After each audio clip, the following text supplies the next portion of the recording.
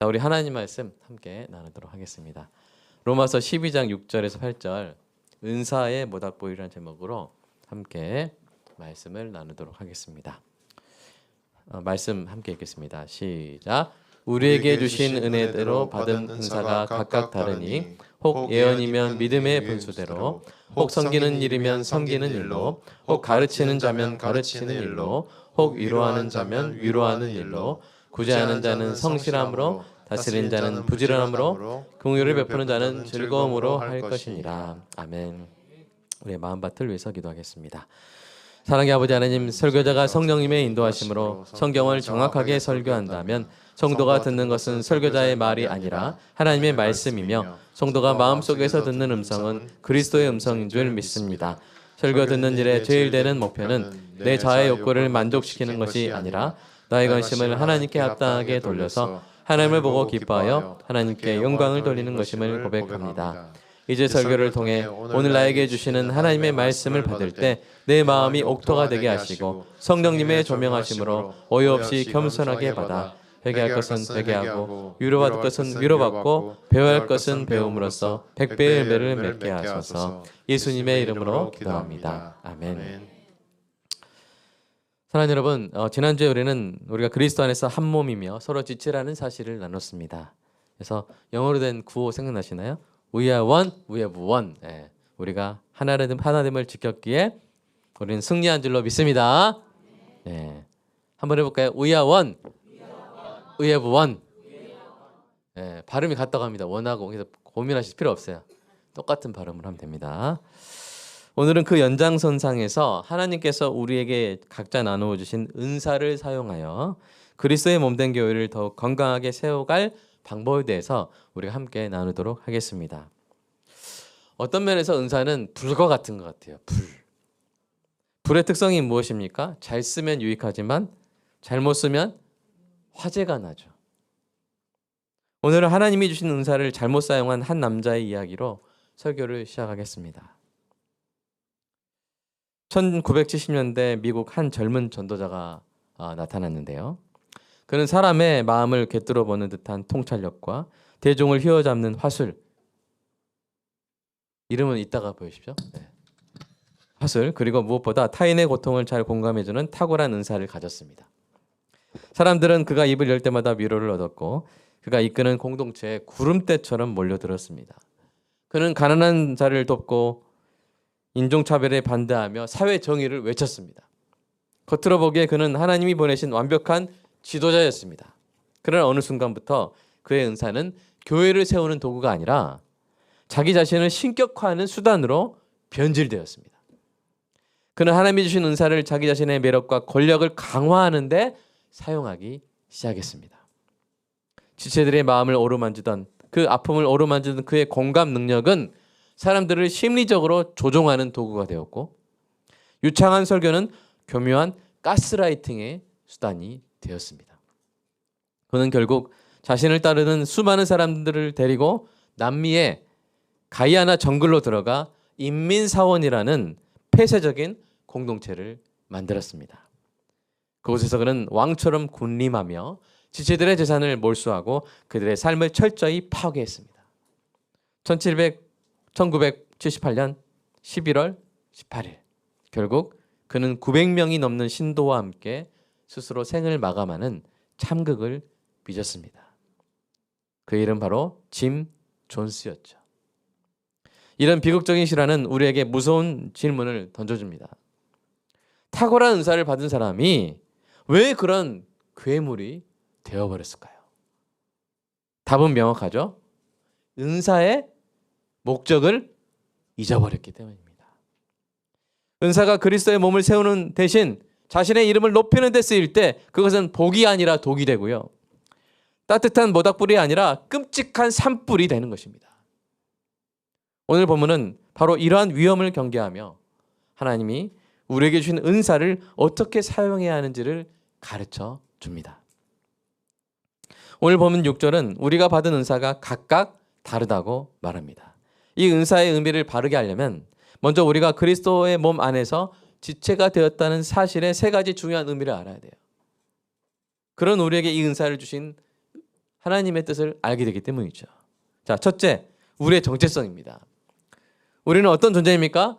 그리스도의 몸의 지체인 줄로 믿습니다. 우리는 예수 그리스도의 몸의 지체입니다.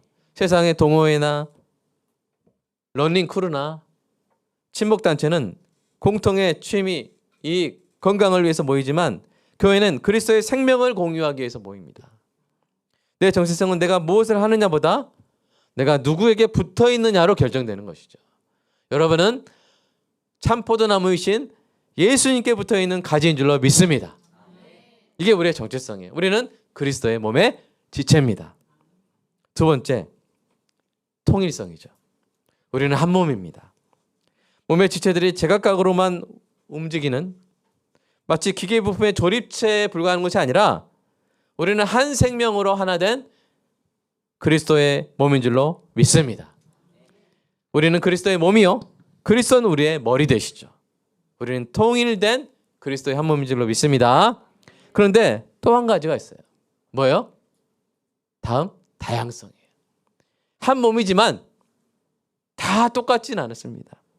여러분, 눈만 있는 사람 있어요? 너무 무섭겠죠? 네, 사람이 눈만 있으면. 손만 있는 사람이 있어요? 너무 무섭겠죠? 네. 그렇지 않고 우리는 다 있어요. 다양한 지체가 있듯이 몸에 우리도 여러 지체가 있습니다. 하나님 우리를 똑같이 찍어낸 복제인간으로 만들지 않으셨죠. 서로 다른 모습, 서로 다른 재능, 서로 다른 감성을 지닌 우리를 불러서 조화롭게 하셨습니다. 고린도전서 말씀 한번 읽어볼까요? 고린도전서 시작. 몸은 한 지체뿐만 아니요 여럿이니. 그러니까 우리가 이 다양성을 인정하지 못하면 어떻게 되는 거예요? 집사님이 왜 나랑 달라? 권사님 왜 그래? 이렇게 돼버리는 거예요. 그러면 우리가 이 서로 판단하고 정죄하고 획일주의에 빠질 수가 있고요. 다양한 지체들이 조화되지 못할 때 교회가 분열이 되는 것입니다. 그래서 우리가 이 다양성 안에서도 우리가 뭐가 있다? 통일성이 있는. 우리 그리스도 안에서 통합된 존재다. 서로 다름을 인정하고 그럼에도 우리는 서로 그리스도의 몸의 지체다 하는 것을 늘 기억하는 은혜가 있기를 간절히 소망합니다. 자, 그러면 이렇게 그리스도의 몸 안에서 한 몸이면서 동시에 다양한 지체인 우리에게 하나님이 왜 은사를 주셨을까요? 그리고 그 은사가 다 똑같은 은사가 아니고 왜 각각 은혜대로 다른 은사를 주셨을까요? 성경에서 은사는 이제 원어로는 뭘까요? 네 글자, 카로 시작하는데 카리스마. 카리스마예요. 카리스마 있다 하면서 약간 그게 아니라 하나님의 선물이라는 뜻입니다. 카리스마. 이는 하나님이 자기 백성 각자에게 주시는 은혜의 다양한 선물인데요. 이 은사에는 매우 중요한 용도가 있어요. 그것은 지체들을 서로 연결시켜 살리는 것입니다. 은사의 용도가 뭐라고요? 지체들을 서로 연결시켜서 살리는 거예요. 교회, 그리스도의 모든 교회를 세우는 것입니다. 여러분, 우리 몸의 장기를 생각해 보십시오. 심장은 어떤 역할을 합니까? 피를 보내죠. 폐는 산소를 공급받죠. 노폐물을 보내고. 심장은 폐로부터 산소를 공급받고 폐는 심장으로부터 혈액을 공급받죠. 심장과 폐가 각자의 기능으로 인해 서로 연결되어 서로 살리고 움직입니다. 만약 심장이 나 이거 힘들게 피를 다 이렇게 운반해서 애써서 운반하는 건데 왜 폐는 저 가만히 앉아가지고 내가 보내는 피를 그냥 족족 받아 마시고 응? 나 못 먹겠다. 이렇게 하면 어떻게 돼요? 피를 보내가지고 폐에서 노폐물 보내고 산소를 받아서 심장한테 줘야 또 심장도 살 수가 있죠. 계속 움직일 수 있죠. 그러니까 그런 생각으로 자기의 기능을 그 지체들을 그 몸의 다른 장기들을 위해서 발휘하지 않으면 같이 죽는 것입니다. 교회도 마찬가지죠. 하나님이 여러분에게 주신 은사는 여러분의 것이기도 하지만 동시에 옆에 있는 지체를 위하여 하나님이 주신 것입니다. 심장은 폐를 위해서 존재하는 것이죠. 그렇죠? 자기 자신을 위해서도 존재하지만 폐를 위해서 늘 그 일을 늘 해야 되는 것이죠. 그러므로 여러분의 은사로 지체를 섬기는 것은 단지 선심을 베푸는 일이 아닙니다. 심장이 늘 패야 돼. 야, 너 늘 감사해야 돼. 맥박이 뛸 때마다 감사해야 돼. 나 없으면 너 바로 죽었어. 약간 웃기죠? 자기도 폐 없으면 죽으면서. 그러니까 우리가 은사를 지체를 은사로 섬기는 것은 단지 선심을 베푸는 일이 아니라 그리스도의 몸된 교회를 세우기 위해 하나님이 우리 각자에게 맡기신 거룩한 소명인 것입니다. 당신으로 인해 내가 살고 나로 인해 당신이 살고 하는 것이죠. 그래서 사도 베드로가 이렇게 가르쳤습니다. 같이 읽어볼까요? 시작. 각각 은사를 받은 대로 하나님의 여러 가지 은혜를 맡은 선한 청지기 같이 서로 봉사하라. 아멘. 제가 좀 그런 걸 많이 느껴요. 제가 말씀을 늘 전하고 이 목회자의 삶에 헌신하고 하면서 이제 제게 주신 은사로 섬기는 면이 좀 있잖아요. 근데 어떨 때는 우리 성도님 때문에 제가 목회를 합니다. 어떨 때가 아니라 계속 그래요. 네. 왜냐면 저도 막 이렇게 주중에 위축될 때가 있고 막 이렇게 그럴 때가 있거든요, 솔직히. 근데 성도님들 만나면 제가 막 살아나고 힘을 얻고 마치 심장과 폐처럼 내가 우리 사랑하는 성도들 때문에 산다. 내가 이 길을 계속 간다. 걸을 수 있다 하는 힘을 제가 얻고 있단 말이에요.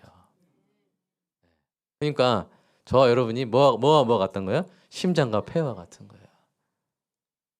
그러니까 늘 감사합니다. 다시 한번 2026년도 저 여러분 때문에 계속 목사를 했습니다. 할 수 있었습니다. 여러분 감사합니다. 감사합니다. 이거 없었으면 큰절 하는데. 그래서 우리가 참 심장과 폐와 같은 그런 관계구나. 은사를 받은 대로 서로 봉사하라. 네. 이게 바로 은사의 뭐라고요? 용도라는 것입니다. 이러라고 주신 것이죠. 그렇다면 근데 우리가 같은 은사를 주지 않고 다양한 은사를 주셨잖아요.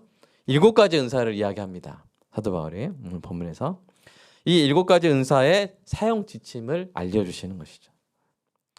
그래서 우리가 이 7가지 은사를 우리에게 있는 은사들인데 이것을 어떻게 쓸지를 우리가 이 시간 함께 나누도록 하겠습니다. 첫 번째는 뭡니까? 예언입니다. 자, 사도행전 시대에 예언의 은사를 받은 사람도 있었어요.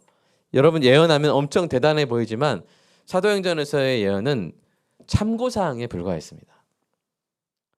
그리고 소명자의 행동을 결정하지 못했어요. 여러분 사도행전 21장에 보면 선지자 아가보라 하는 사람이 있었어요. 이 사람은 어린 사람이 아니었지만 그냥 이름이 아가보입니다. 네. 우리 바울의 결박을 예언합니다. 바울이 예루살렘에 올라가려고 하니까 이렇게 막 예언을 말하면서 그러면 안 된다고 말을 해요. 그때 바울이 어떻게 반응하는지 그 본문 한번 읽어볼까요? 시작. 여러 날 머물러 있더니 아가보라 하는 한 선지자가 유대로부터 내려와 우리에게 와서 바울의 띠를 가져다가 자기 수족을 잡아매고 말하기를 성령이 말씀하시되 예루살렘에서 유대인들이 이같이 이 띠 임자를 결박하여 이방인의 손에 넘겨주리라 하거늘 우리가 그 말을 듣고 그곳 사람들과 더불어 바울에게 예루살렘으로 올라가지 말라 권하니 바울이 대답하되 여러분이 어찌하여 울어 내 마음을 상하게 하느냐 나는 주 예수의 이름을 위하여 결박당할 뿐 아니라 예루살렘에서 죽을 것도 각오하였노라 하니 그가 권함을 받지 아니하므로 우리가 주의 뜻대로 이루어지이다 하고 그쳤노라. 예. 여러분 아가보라는 선지자니까 선지자로 이미 알려진 사람이에요. 이런 사람이 바울 당신 가면 이렇게 돼. 가면 안 돼. 이렇게 한 거예요. 그 말 듣고 그 바울을 사랑하는 사람들도 어떻게 합니까? 울면서 어찌하여 울어 이렇게 한 거 보니까 울면서 못 가게 한 거. 가지 마세요. 바울 예언자가 이렇게 말하는데 가지 마세요 한 거예요. 그런데 어떻게 보면 우리가 볼 때 오메 그럼 가지 말아야겠다 이렇게 할 수 있잖아요. 그런데 바울은 그걸 어떻게 했어요? 참고만 했어요. 그리고 그럴지라도 나는 가리라.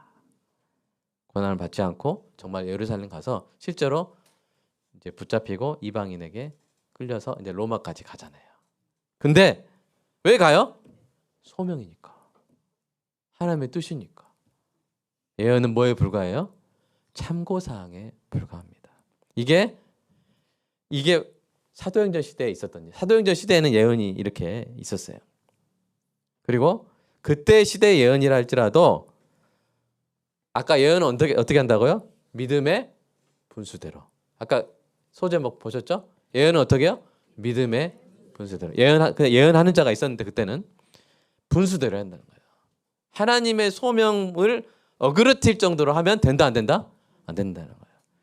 그런 일이 있을지도 모르지만 그런 일이 있을 것 같은 성령님께서 내게 보여주셨지만 사도 바울 당신을 향한 하나님의 뜻이 있을 테이니 하나님의 뜻대로 행하십시오. 기도하겠습니다. 이게 예언을 하더라도 뭐대로? 믿음의 분수대로 하는 것이죠. 또 이 믿음의 분수대라는 말은 또한 이 예언이 구약 선지자의 예언 또는 사도가 가르친 복음에 적합해야 함을 의미합니다. 자, 우리 갈라디아서 1장 18절 한번 읽어볼까요? 시작. 그러나 우리나 혹은 하늘로부터 온 천사라도 우리가 너에게 전한 복음 외에 다른 복음을 전하면 저주를 받을지어다. 어떤 사람이 막 예언을 막 사도행전 시대 예언을 했는데 야, 하나님의 은혜로 구원받는 게 아니고 율법 다 지켜야 구원받는다 그러대? 막 이렇게 했으면 믿음의 분수를 지킨 거예요? 어긴 거예요? 어긴 거예요. 그리고 그것은 거짓 예언에 불과한 것이죠. 저주받게 됩니다. 가장 중요한 사실은 신약 성경의 요한계시록까지 이제 계시가 확정되었다는 사실이에요. 선자의 예언이나 사도의 성경 기록은 종결됐어요. 그래서 제가 요한계시록 다음에 성경 제 67권을 제가 썼습니다. 이걸로 묵상하시죠 하면은 거기 가면 돼요 안 돼요? 안 됩니다. 성경은 몇 권까지 있어요? 66권까지 있어요. 39, 27. 구약 39권, 신약 27권. 더하면 66권이에요. 종결됐어요. 성경의 계시가 종결됐고 이제는 예언의 역사가 없다고 우리는 믿습니다. 다만 어떤 예언이냐면 자, 그 전에 이 종결되어서 우리가 어떻게 해야 되는지 계시록에서 확실히 성령께서 말씀하셨는데 한번 읽어볼까요? 시작. 만일 누구든지 이것들 외에 더하면 하나님이 이 두루마리에 기록된 재앙을 그에게 더하실 것이요. 자, 여기다가 제 67권 더하면 돼요 안 돼요? 안 돼요. 그러면 요한계시록 잘 보시고 거기 나오는 엄청난 재앙들이 있거든요. 그걸 다 이제 더하게 돼요. 자기 인생에. 그러므로 오늘날의 예언은 완결된 성경의 계시를 구체적 상황에 적용하는 적용적 예언만 있는 거예요. 이게 뭐예요? 이게 설교입니다. 그러니까 말씀대로 전하는 거예요. 말씀대로. 말씀 묵상하고 이게 오늘날 남은 예언이죠. 그러나 이 예언은 뭘 지켜야 돼요? 믿음의 분수를 지켜야 되고 성경이 선포하는 진리 안에서만 우리가 전해야 되는 줄 믿습니다. 그러니까 우리 교회 설교는 늘 뭘 읽어요? 성경 구절을 계속 읽는 거예요. 왜냐하면 딱 붙어 있다. 이 설교가 성경에서 멀어져 가는 만큼 위험한 거예요. 가장 안전한 건 뭐예요? 성경에 늘 붙어 있어서 늘 말씀을 읽으면서 목사님이 전하는 설교 내용과 이 성경 구절의 내용이 완전히 하나다. 거기에서 나오는 필연적인 결론이다라는 것을 늘 확인하면서 듣는 것이 가장 건강한 청중의 태도입니다. 그래서 목사님 설교 들으면 맨날 성경 읽어야 돼. 그거 불평하지 마시기 바랍니다. 그게 좋은 거예요. 자, 그래서 우리가 예언은 어떻게? 적용적 예언만 우리가 하고 그 다음에는 뭐가요? 믿음의 분수대로 해야 한다. 이게 예언의 은사를 사용하는 성경적인 지침입니다. 자, 그 다음에 이제 7절부터 8절에 세 가지 은사가 나와요. 한번 읽어볼까요? 시작. 혹 섬기는 일이면 섬기는 일로, 혹 가르치는 자면 가르치는 일로, 혹 위로하는 자면 위로하는 일로. 네, 여기 보면 저 계속 띄워주세요. 다른 거는 예언은 믿음의 분수대로. 그 다음에 뒤에 보면 구제하는 자는 성실함으로, 다스린 자는 부지런함으로, 긍휼을 베푸는 자는 즐거움. 이렇게 뭔가 다른 내용이 나오는데 이 세 가지는 똑같은 말이 나와요. 섬기는 일이면 뭘로? 섬기는 일로. 가르치는 자면 가르치는 일. 왜냐면 가르치는 자면 지혜로 막 이렇게 할 것 같은데 똑같은 말 나와요. 이게 뭐냐면 이 세 가지에 있어서는 생략이 된 거예요.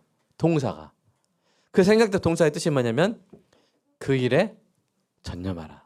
열심을 섬기는 자는 그 일에 전념하라. 가르치는 자는 그 일에 전념하라. 열심을 다하라. 위로하는 자는 또 그 위로하는 일에 머물라. 이 뜻입니다. 그러니까 계속 하라는 거예요. 계속 그 자리를 지키라는 것이죠. 자, 우리 두 번째 은사 볼까요? 섬김. 섬기는 일이면 섬기는 일로 거기에 머물라. 이것은 말, 몸, 돈, 재능, 태도 등 우리가 가진 모든 것으로 하나님을 섬기듯 누구를 섬기라? 지체를 섬기라. 섬김의 은사에 관하여 우리가 기억해야 될 대표적인 세 구절이 있는데요. 한번 읽어보겠습니다. 시작. 형제들아 너희가 자유를 위하여 부르심을 입었으나 그러나 그 자유로 육체의 기회를 삼지 말고 오직 사랑으로 서로 종노릇하라. 우리가 진리를 알면 우리 자유롭게 되죠? 복음의 진리를 알면 자유롭게 되는데 자유롭게 됐다고 해서 방종하는 것이 아니라 막 옆에 지체 막 때려도 되는 그런 자유가 아니에요. 그 자유로 육체의 기회, 방종할 기회로 삼지 않고 오직 오히려 사랑으로 서로 그럼 종노릇하는 게 두 글자로 뭐예요? 섬기는 거죠. 섬김. 섬기는 거예요. 자유로 섬기는 것이죠. 여러분 자유로 섬기시길 축복합니다. 근데 그렇게 섬겼을 때 그 섬김을 하나님이 어떻게 봐주시는지가 마태복음에 나오죠. 같이 읽어볼까요? 시작.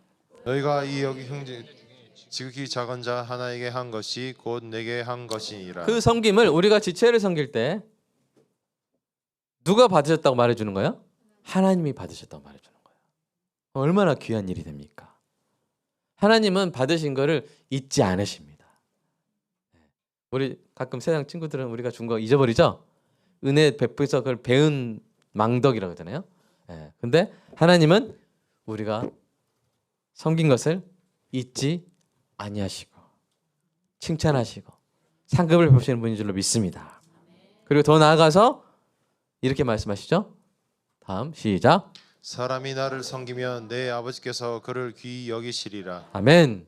우리가 이 땅의 지체들을 섬기면 그것이 누구를 섬기는 게 돼요? 하나님을 섬기는 것이 되고 예수님을 섬기는 게 되잖아요.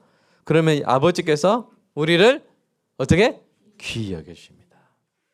이것을 알고 자유로 섬기고 내가 섬기면 하나님이 받아주신 걸로 여겨주시고 또 하나님이 나를 귀히 여겨주시는구나.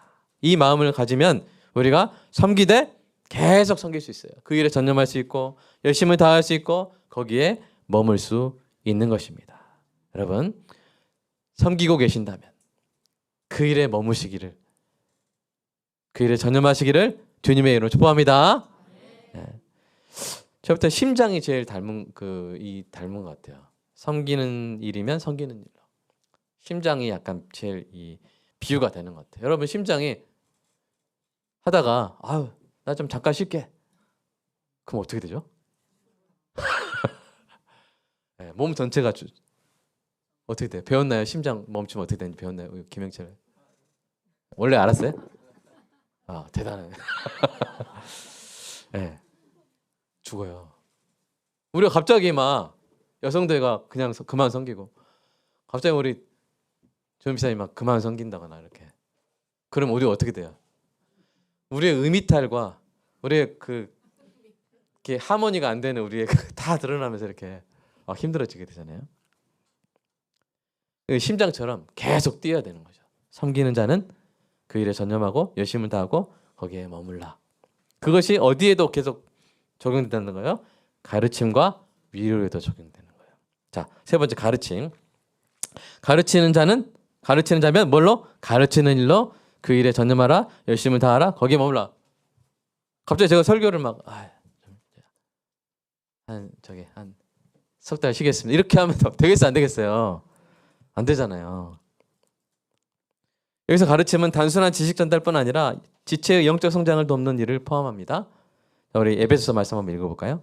시작. 그가 어떤 사람은 사도로 어떤 사람은 선지자로 어떤 사람은 복음 전하는 자로 어떤 사람은 목사와 교사로 삼으셨으니 이는 성도를 온전하게 하여 봉사의 일을 하게 하며 그리스도의 몸을 세우려 하심이라. 아멘.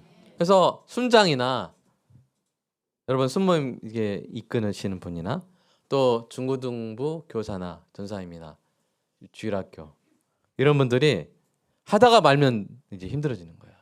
계속 하는 것이죠. 계속 해야만 유지되는 거예요. 섬기는 것과 가르치는 일 이것은 교회에는 계속 있어야 되는 거예요. 계속 그 일에 전념하고 열심을 다하고 거기에 머물러 있어야 되는 것이죠.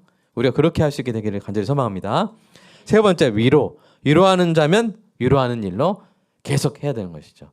위로를 뜻하는 파라칼레오는 돕기 위해 곁으로 부름받은 자를 의미합니다.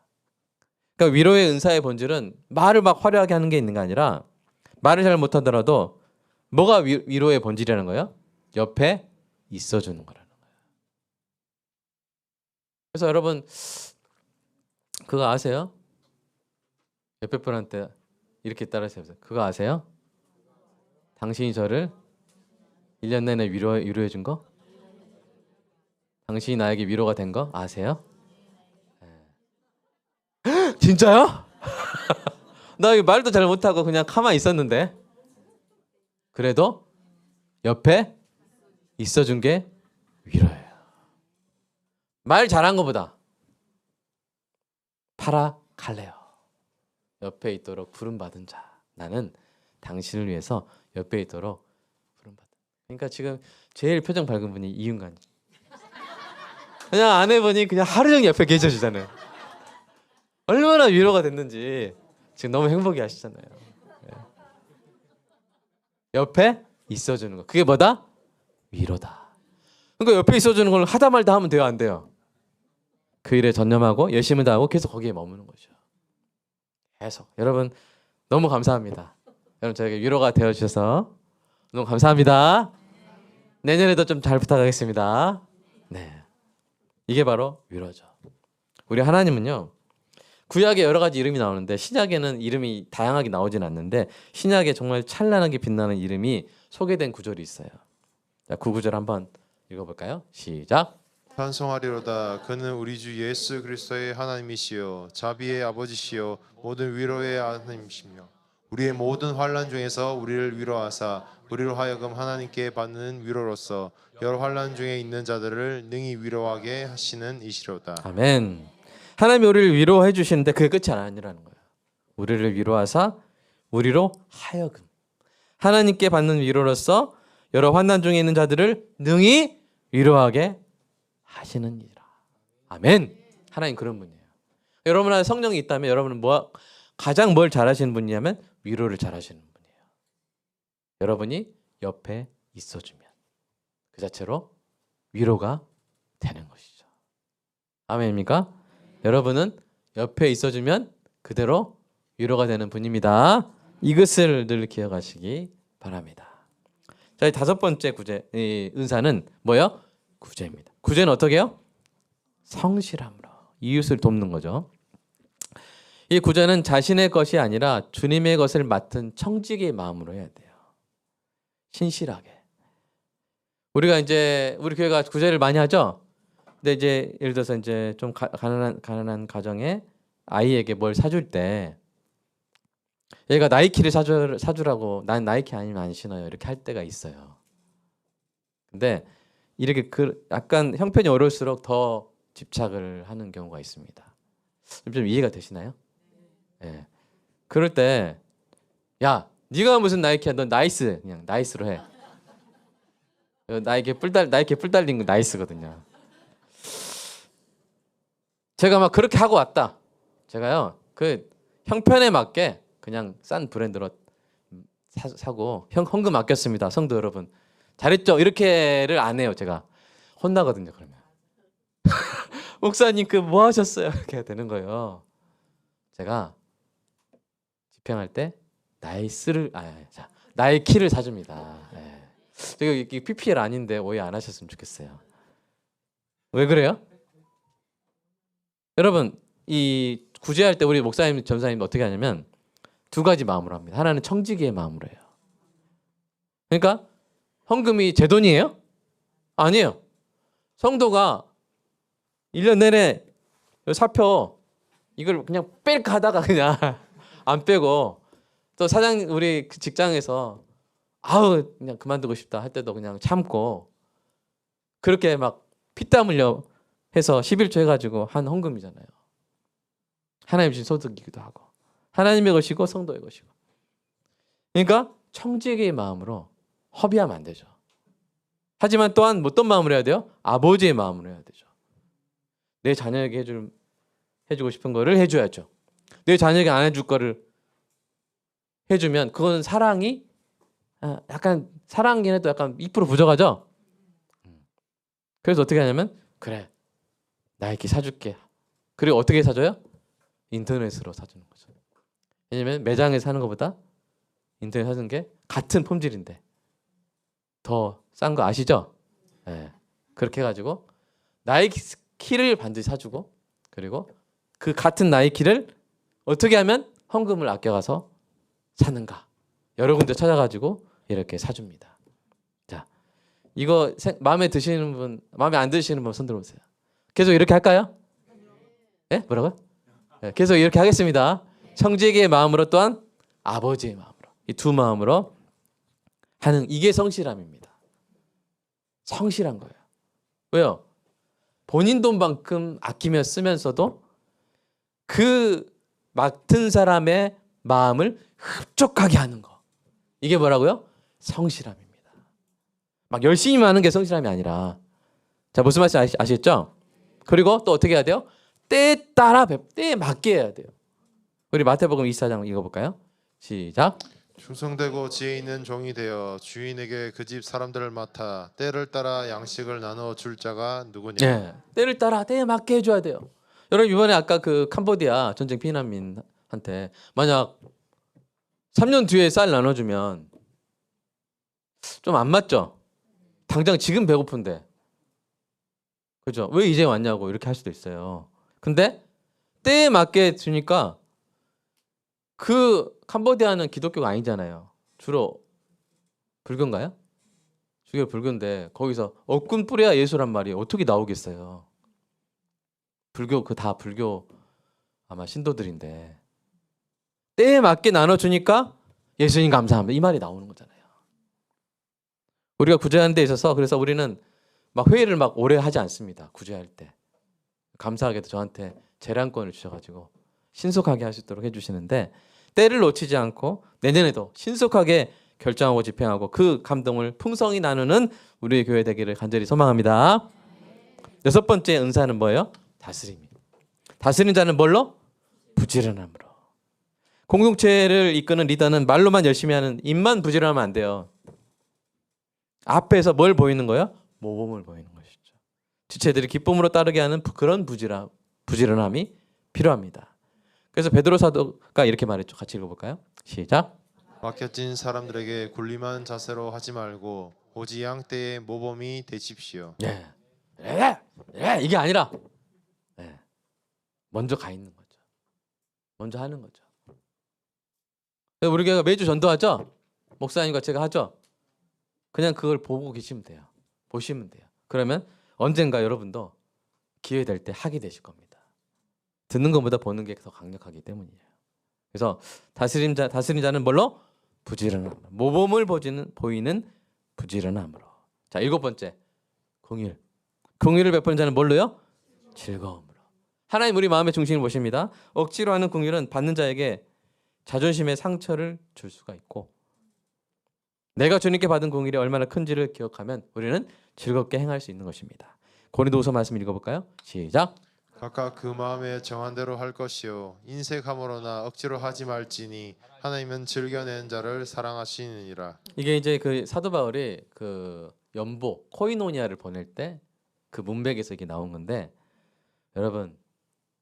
여러분이 긍휼을 베푸실 때 여러분 기뻐하시기 바랍니다. 내가 이에서 지정금 이걸 할 수 있구나. 하나님 나에게 주셔서 할 수 있게 하셨구나. 그렇게 즐겨낼 때 하나님이 야 얘는 더 줘야겠다. 아멘. 얘는 더 줘야겠다. 그렇게 되는 것이고 하나님의 사랑을 받게 되는 줄로 믿습니다. 우리가 은사를 이렇게 7가지 은사를 이렇게 행하는 저와 여러분 되기를 간절히 소망합니다. 근데 은사를 베풀다 보면 가끔 지칠 때가 없어요, 있어요? 있어요. 좀 잠깐 쉬고 싶다. 우리는 연약한 인간이기에 열심히 섬기다 보면 때로는 번아웃이 올 수도 있습니다. 그래서였을까요? 이 바울이 디모데에게 이렇게 편지했어요. 같이 읽어볼까요? 시작. 그러므로 나는 그대를 일깨워서 내가 그대에게 인수할 적에 그대가 받은 하나님의 은사를 다시금 불붙게 하고자 합니다. 네. 바울이 디모데에게 뭐라고 말했어요? 너의 은사, 당신의 은사를 다시금 불붙게 하고자 합니다. 여러분의 은사는 지체를 섬겨 그리스도의 몸된 교회를 세우라 주신 소명의 도구입니다. 모든 것을 내어줘 우리를 섬기신 예수 그리스도의 사랑을 기억하시기 바랍니다. 우리가 그리스도의 몸이라면 그분의 사랑이 우리의 은사를 통해 흘러가는 것이죠. 그래서 은사가 우리 안에 있는 은사가 교회를 태우는 화재가 아니라 지체의 몸을 덮이는 모닥불이 되는 것입니다. 모닥불. 제가 마지막으로 한 인물을 소개하면서 말씀을 맺겠습니다. 서두에 소개한 짐 존스와 반대로 자신의 은사를 오직 지체를 위해 사용하여 수많은 영혼을 살린 여인이 있는데요. 19세기 말 중국 선교의 어머니라고 불리는 로티 문입니다. 그녀는 미국 상류층 출신으로 석사학위까지, 당시로서는 석사학위까지 받은 아주 뛰어난 인재였죠. 그녀에게는 뛰어난 언어 능력과 교육의 은사, 그리고 사람들을 설득하여 이끄는 다스림의 은사가 있었습니다. 만약 그녀가 미국에 남았다면 아마도 엄청난 부와 명예를 누리며 존경받는 여성 지도자로 살았을 것입니다. 하지만 그녀는 자신의 은사가 복음을 듣지 못한 중국의 영혼들을 위한 것임을 깨달았죠. 그래서 중국의 등주로 넘어가서 평생을 헌신했습니다. 기근이 닥쳐 중국인 지체들이 굶어 죽어갈 때 그녀는 자신을 위해 보내온 선교 지원금을 모두 털어 구제에 사용합니다. 구제하는 자는 성실함으로 그 말씀을 몸소 실천했죠. 그렇게 지체들을 먹이다가 그녀 자신은 극심한 영양실조에 걸렸습니다.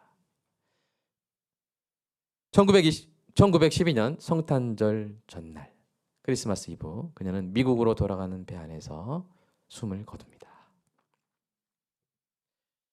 당시의 몸무게가 겨우 22kg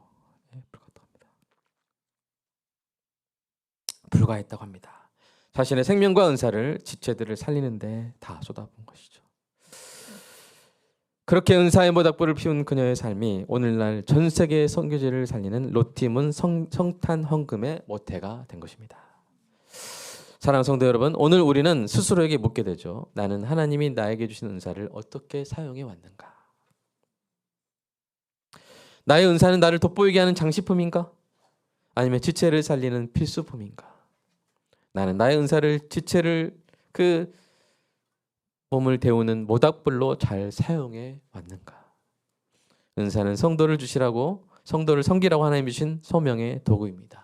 그리스도의 사랑을 기억하며 우리가 한 몸의 지체임을 실천으로 나타내는 은혜가 있기를 간절히 소망합니다.